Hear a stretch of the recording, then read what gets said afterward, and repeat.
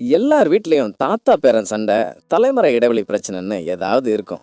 ஆனா எங்க தாத்தா விஸ்வநாதனுக்கும் எனக்கும் இருந்த பிரச்சனை, சண்டைய தாண்டி கிட்டத்தட்ட ஒரு ஈகோ யுத்தம்னே சொல்லலாம். ஒரு காலத்துல அவரை நான் ஒரு பழங்கால மனிதன்னு நினைச்சேன். ஆனா அவர் நட்ட ஒரு ஆப்பிள் மரம் தாத்தாவோட 40 வருஷ ரகசியத்தை வெளியிட்டப்ப நான் உண்மையிலே உடைஞ்சு போயிட்டேன். அது என்ன ரகசியம்னு கேக்குறீங்களா? இந்த சேனலுக்கு நீங்க புதுசா மறக்காம சப்ஸ்கிரைப் பண்ணிக்கோங்க. கூடவே பக்கத்துல இருக்கிற பெல் சிம்பலையும் கிளிக் பண்ணிக்கோங்க. என் பேரு ஆதித்யா. நான் இந்த உலகத்தை லேப்டாப், இன்டர்நெட், கூகுள் மேப்ஸ்ல பார்த்தவன். என் கனவெல்லாம் சிட்டிக்கு போய் இல்லைன்னா ஃபாரின் போய் பெரிய கம்பெனியில் வேலை பார்த்து செட்டில் ஆகணும்னு தான். ஆனால் எங்கள் தாத்தா விஸ்வநாதனுக்கு இந்த ஊர், இந்த ஆப்பிள் தோட்டம், இந்த மண் வாசம் இதுதான் அவரோட உலகம். நான் என்ன படித்தவன் அப்டேட்டட் ஆளுன்னு நினச்சேன். அவர் என்ன வெறும் கம்ப்யூட்டரில் உட்காந்து நேரத்தை வீணடிக்கிறவன்னு நினைப்பாரு. நான் லேப்டாப்பில் உட்காந்து என் விசா அப்ளிகேஷனை ஃபில் பண்ணுவேன். அப்போ பக்கத்தில் இருந்து தாத்தா, என்னடா வெளிச்சப்பட்டியை பார்த்து விடியற வரையும் முழிக்கிற, எந்திரிச்சு வா தோட்டத்தை பாருன்னு சத்தம் போடுவார். நான் கோபத்தில், இது வெளிச்சப்பட்டி இல்லை தாத்தா, என் எதிர்காலம். நீங்கள் யூஸ் பண்ணுற மாட்டு சாணம், பழைய டெக்னிக்லாம் இப்போ எங்கேயும் உதவாதுன்னு சத்தம் போடுவேன். இந்த மாதிரி சண்டை தான் எங்கள் வீட்டில் டெய்லி நடக்கும். அவருக்கு இருக்கிற ஒரே ஒரு பெருமைன்னா எங்கள் தோட்டத்தில் விளையிற பெரிய ஆப்பிள் பழங்கள் தான். ஒரு நாள் என் சிட்டி ஃப்ரெண்ட்ஸு கிராமத்துக்கு வந்தாங்க. தாத்தா ரொம்ப பிரியமாக அந்த பெரிய ஆப்பிளை அவங்க கிட்ட கொடுத்தாரு. அப்போ ஒரு ஃப்ரெண்டு, ஆதி, உங்கள் தாத்தா இன்னும் ஏன் இந்த மாட்டு சாணத்தை யூஸ் பண்ணுறாரு, கொஞ்சம் கூட அப்டேட் ஆக மாட்டாரா அப்படின்னு கேலியே கேட்டான். எனக்கு பெரிய அவமானமாக போச்சு. அன்னைக்கு ராத்திரி கோபத்தில் நான் தாத்தா கிட்ட போய், உங்கள் பழமையான ஐடியாஸ் எல்லாம் என்னை எல்லாரும் முன்னாடியும் கேலி பண்ண வச்சிருச்சு. நீங்கள் ரொம்ப பிடிவாதக்காரு, எனக்கு இந்த கிராமத்து வாழ்க்கையே பிடிக்கல, நான் கிளம்பி போகிறேன்னு கத்திட்டு என் ரூமுக்கு ஓடிட்டேன். தாத்தா அமைதியாக இருந்தார். எனக்கு தேவையில்லாத அமைதியாக தெரிஞ்சுது. சப்ஸ்கிரைப் பண்ணிக்கோங்க.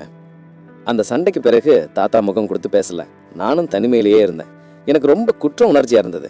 நான் சொன்ன வார்த்தைகள் அவரை எவ்வளவு கஷ்டப்படுத்தி இருக்குன்னு யோசித்தேன். ஒரு நாள் ராத்திரி மனம் வெறுத்து போய் எங்கள் தோட்டத்தில் இருக்கிற அந்த பெரிய ஆப்பிள் மரத்துக்கு கீழே போய் உட்காந்தேன். தாத்தாவுக்கு இந்த மரம்னா ரொம்ப பாசம்.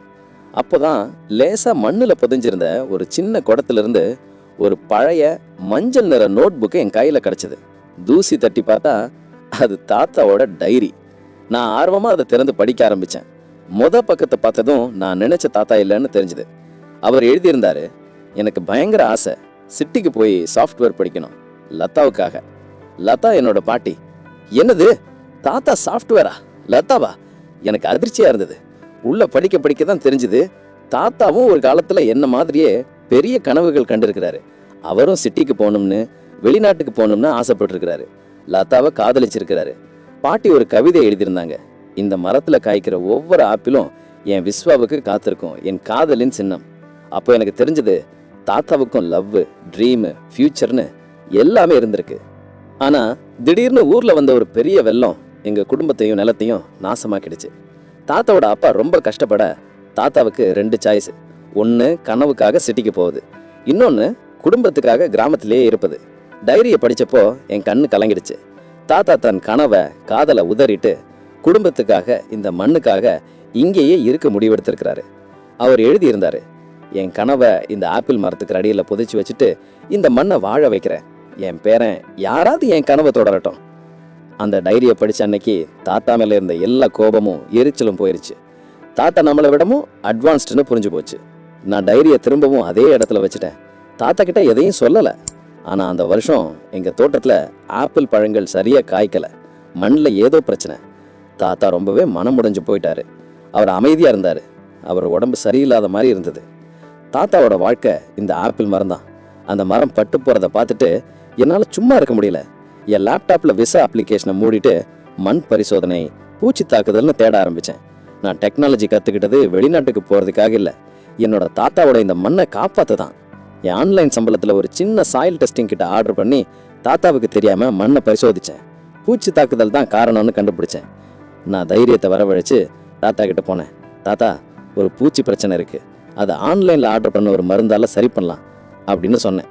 தாத்தா, வேணாண்டா, நீயும் வேலையை பாரு, எனக்கு உதவி வேணான்னு சொல்லி தட்டி கழிச்சாரு. அதுதான் தலைமுறை இடைவெளியோட கடைசி போராட்டம். அப்போ தான் நான் பணிவோட, தாத்தா, நீங்கள் உங்கள் கனவை என்கிட்ட கொடுக்கணும்னு ஆசைப்பட்டீங்கல்ல, இப்போ என்னோட நவீன அறிவை நான் உங்களுக்காக கொடுக்குறேன், இது ஒரு முறை ட்ரை பண்ணுங்க, இது உங்கள் மண்ணுக்கு தான் அப்படின்னு சொன்னேன். என் குரலில் இருந்த பாசத்தை பார்த்த தாத்தா முதல் முறையாக சம்மதிச்சாரு.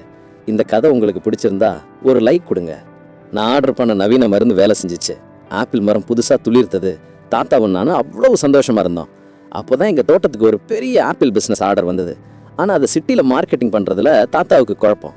நான் உடனே கேமராவை எடுத்து, தாத்தா, நான் உங்களுக்கு ஒரு யூடியூப் சேனல் ஆரம்பிக்க போகிறேன், விஸ்வநாதன் தாத்தாவின் ஆப்பிள் ரகசியம்னு. உங்கள் பாரம்பரியத்தை, என் டெக்னாலஜியை வச்சு நான் உலகம் முழுக்க கொண்டு போக போகிறேன். நாங்கள் சேர்ந்து மொதல் வீடியோவுக்கு போஸ்ட் கொடுத்தோம். தாத்தா என்ன இருக்க கட்டி அணைச்சாரு. அவர் சொன்னார், நான் ஒரு நாள் என் கனவை மண்ணில் புதைச்சேன், ஆனால் என் பேரன் அதே மண்ணை வச்சு என்னோட கனவுக்கு புதுசாக உயிர் கொடுத்துட்டான். நீ தான் என்னோட வெற்றி. நான் என் விசா அப்ளிகேஷனை கிழிச்சு போட்டுட்டேன். வெளிநாடு போகணும்னு ஆசை இல்லை. என் தாத்தா, இந்த மண், இதுதான் இப்போ என்னோட உலகம். இப்போ தாத்தா பாரம்பரிய அறிவை சொல்லுவார், நான் அதை நவீன டெக்னாலஜியில் வீடியோவாக போடுவேன். நாங்கள் 2 பேரும் இப்போ பிஸ்னஸ் பார்ட்னர். தலைமுறை இடைவெளி என்பது அறிவின் இடைவெளி இல்லை நண்பா, அது அன்பின் பாலம் அமைக்காத இடைவெளி. ஒரு டைரி மூலமாக தாத்தா காட்டிய பாசம் தான் எங்கள் 2 பேரையும் இணைச்சது. ஒரு ஆப்பிள் மரம் எங்கள் குடும்பத்தை மறுபடியும் காப்பாத்திருச்சு. நன்றி நண்பா. உங்கள் வீட்டில் இப்படி ஒரு பிரச்சனை இருந்தால் நீங்கள் எப்படி பாலம் போட்டீங்க? கமெண்ட்டில் சொல்லுங்கள். மறக்காமல் சேனலை சப்ஸ்கிரைப் பண்ணுங்கள். இந்த கதை பிடிச்சிருந்தா ஒரு லைக் கொடுங்க. உங்கள் ஃப்ரெண்ட்ஸுக்கும் ஷேர் பண்ணுங்கள்.